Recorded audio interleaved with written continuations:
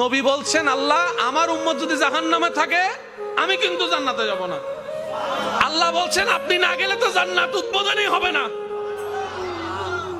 এবারে মামলা কি দাঁড়ালো? আল্লাহ পাক বলে যে আমি তাহকামুল হাকিমিন নিজেকে বলেছি, বিচার না করলেও তো জিনিসটা সুন্দর হয় না।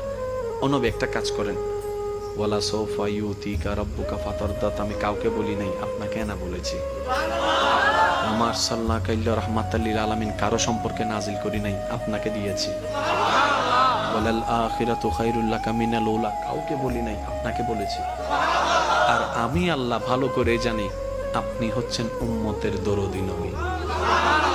আপনি নিজের জন্য কাঁদেন নাই, সন্তানের জন্য কাঁদেন নাই, পরিবারের জন্য কাঁদেন নাই, নাতির জন্য কাঁদেন নাই, যত কেঁদেছেন জীবনে সবকিছু উম্মতের জন্য।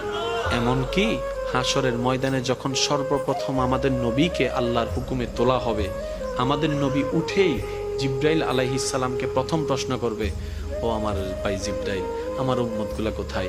আইনা উম্মতি, আইনা উম্মতি, আমার উম্মত কোথায়, আমার উম্মত কোথায়, আমার উম্মত কোথায়? আমি উঠার আগেই নাকি আমার উম্মতকে জাহান্নামে দিয়ে দিয়েছো নাকি? কোনো আমার উম্মত কোনো জাহান্নামে চলে গেছে নাকি? জিব্রাইল বলবে, ইয়া রাসূলুল্লাহ, প্রথমেই আপনাকে তোলা হয়েছে, এখন আর কাউকে তোলা হয় নাই, প্রথমেই আপনি উঠেছেন। আমার নবী বলবে, আমার উম্মতগুলা কোথায়? জিব্রাইল বলবে, ইয়া রাসূলুল্লাহ, এখনো তারা উঠে নাই, উঠবে একটু পরে। নবী দৌড়াই চলে যাবে আল্লাহর রহমতের দরবারের দিকে।